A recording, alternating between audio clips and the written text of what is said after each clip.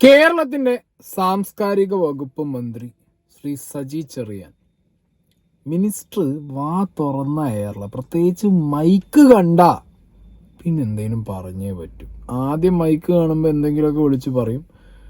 2 ദിവസം കഴിഞ്ഞു കഴിഞ്ഞാൽ പിന്നെ മൂപ്പര് വേറെ 10 സമ്മേളനം വിളിച്ചിട്ട് എന്ത് ചെയ്യും, പറഞ്ഞതെല്ലാം പിൻവലിക്കും.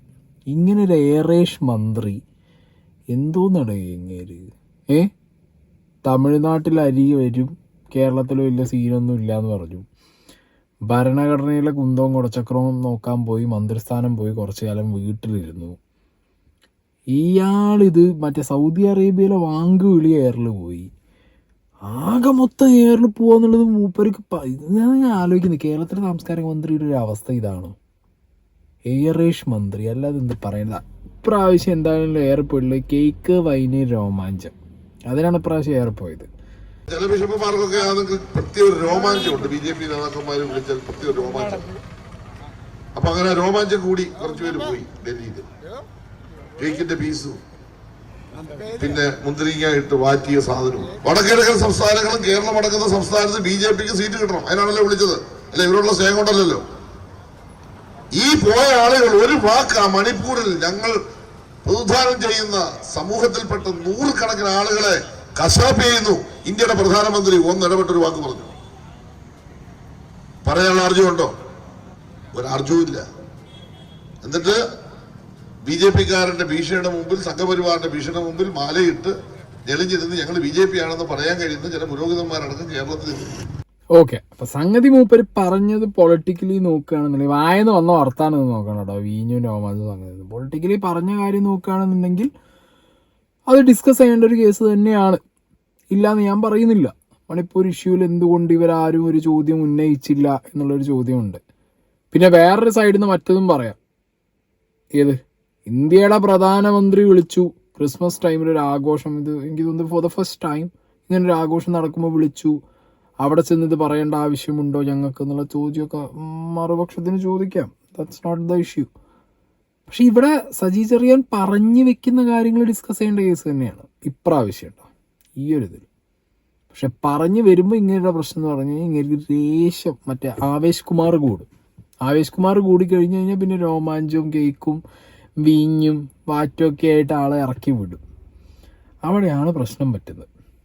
പിന്നെ ഈ പറഞ്ഞ പോലെ അങ്ങോട്ടൊരു ചോദ്യം ബിഷപ്പുമാരോട് ചോദിക്കുമ്പോൾ പൊതുജനം സജി ചെറിയാനോട് വേറൊരു ചോദ്യം ചോദിക്കുമല്ലോ. കേരള സദസ്സ് വെച്ചിട്ട് കുറേ എന്താ പറയുക പൗരപ്രമുഖരെയൊക്കെ വിളിച്ച് കൂട്ടിയിരുന്നല്ലോ. വന്ന് കയറിയ പൗരപ്രമുഖരാരും നാട്ടിൽ നടക്കുന്ന പ്രശ്നങ്ങളൊന്നും മുഖ്യമന്ത്രിയോട് പറഞ്ഞു കാണില്ല, അല്ലെങ്കിൽ മുഖ്യമന്ത്രി കേൾക്കാൻ നിന്ന് കാണില്ല. ഏത് അതുപോലെയൊക്കെ തന്നെ കൂട്ടിയാൽ മതിയടേ. എന്താണെങ്കിലും സജി ചെറിയാൻ എയറിൽ പോയി ഞാൻ പറഞ്ഞല്ലോ, ആദ്യം മൈക്ക് കണ്ട ആവേശ് കുമാറാവും, പിന്നെ കുറച്ച് കഴിഞ്ഞാൽ മൂപ്പര് ഇത് പിൻവലിക്കും. എന്തായാലും ഇന്ന് വന്ന് പിൻവലിച്ചിട്ടുണ്ട്. അതിനിടയിൽ പറയാനുള്ളൊരു കേസ്, പിൻവലിക്കാനുള്ളൊരു കാരണം ഞാൻ പറയാം. KCBC അത് സർക്കാർ നിലപാടാണോ? സജി ചെറിയാൻ പ്രസ്താവന പിൻവലിക്കും വരെ KCBC സർക്കാരിനോട് സഹകരിക്കില്ല. മാർ ബസിലിയോസ് ക്ലിമിസ് ബാവ. ഓക്കെ, അപ്പം എന്താണെങ്കിലും സംഗതി ഏറ്റു. സംഗതി മുഖ്യമന്ത്രി ഒന്നും വന്ന് വെളുപ്പിക്കാൻ നോക്കിയെങ്കിലും ബാക്കി മന്ത്രിമാരോ കമ്മ്യൂണിസ്റ്റ് പാർട്ടിയിലുള്ള വേറെ നേതാക്കന്മാരാരോ വെളുപ്പിക്കൽ പ്രക്രിയയായിട്ട് സജി ചെറിയാൻ്റെ പിന്നാലെ ഇറങ്ങിയില്ല. അതുകൊണ്ട് തന്നെ മൂപ്പർക്ക് സംഗതി കത്തി. ഇനിയും കളിച്ചു കഴിഞ്ഞാൽ ചിലപ്പോൾ പണി കിട്ടും. KCBC എങ്ങാനും നിസ്സഹകരണം പറഞ്ഞു കഴിഞ്ഞാൽ ലാസ്റ്റ് ഇൻ്റെ തലയിലല്ലാതെ കൂടി ഇറങ്ങി തിരിഞ്ഞിരുന്നു കഴിഞ്ഞാൽ നമ്മളെ വോട്ട് എവിടെ പോവടേ എന്നുള്ള ചോദ്യം വരും. എന്താണെന്നുണ്ടെങ്കിലും ഞാൻ പിൻവലിച്ചേക്കാം. പിൻവലിക്കാനാണെന്നുണ്ടെങ്കിൽ ദയവേത് ഇങ്ങനത്തെ പരിപാടികൾ പറയാൻ നിൽക്കരുത്. അല്ലെങ്കിൽ പറഞ്ഞ കാര്യത്തിൽ കോൺഫിഡൻസ് വേണം, അല്ലെങ്കിൽ പറയുന്ന കാര്യം പ്രസൻറ്റ് ചെയ്യാൻ അറിയണം. അതിന് ഇങ്ങനെ ഞാനല്ല മൈക്ക് കണ്ട ആവേശ് കുമാറാവും. ഈ പ്രസ്താവന പിൻവലിച്ച് അതിന് വിശദീകരണം നൽകുന്നത് വരെ KCBCയുടെ പൊതുവായ സഹകരണം സർക്കാരിനോട് ഉണ്ടായിരിക്കുന്നതല്ലെന്ന് പരസ്യമായി ഞാൻ അറിയിക്കുന്നു.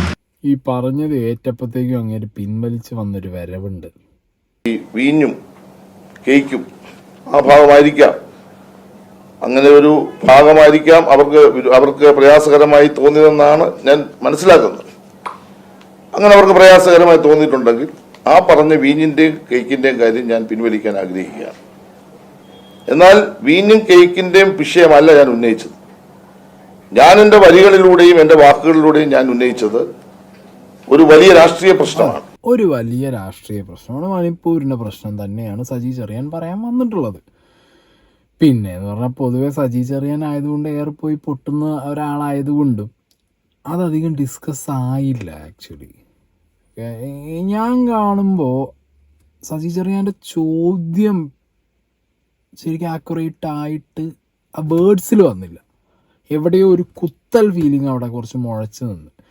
സാംസ്കാരിക മന്ത്രിയായിട്ട് നിൽക്കുന്ന സമയത്ത് ഈ ഒരു ടോണിൽ സംസാരിക്കാൻ പാടുമോ എന്നുള്ളതൊക്കെ വേറൊരു പരിപാടി. അങ്ങനെ ആ ഒരു ടോണിൽ സംസാരിക്കാൻ പാടില്ല എന്ന് തന്നെയാണ് ഞാനും പറയുന്നത്. But still the topic is very relevant. അതിനെക്കുറിച്ച് എന്തുകൊണ്ടിടെ ആരും ഡിസ്കസ് ചെയ്യുന്നില്ല അതാണ് ഞാൻ ആലോചിക്കുന്നത്.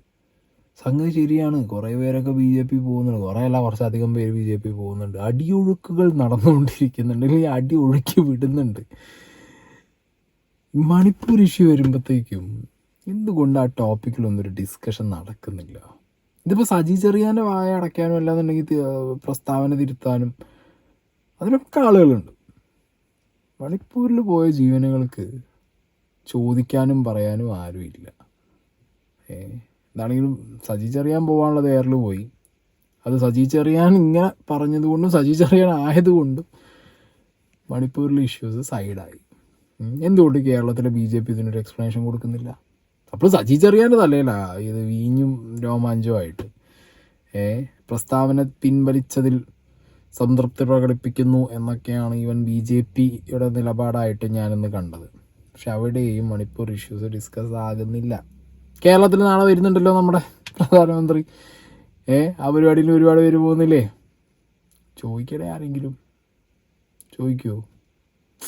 ഒരു കുട്ടി ചോദിക്കൂല. പിന്നെ ഞാൻ അവിടെ വീഡിയോ ഇട്ടിരുന്നിട്ട് കാര്യമില്ല. സജി ചെറിയാനെ പോലെ ഞാനും ഏറെ പോകും.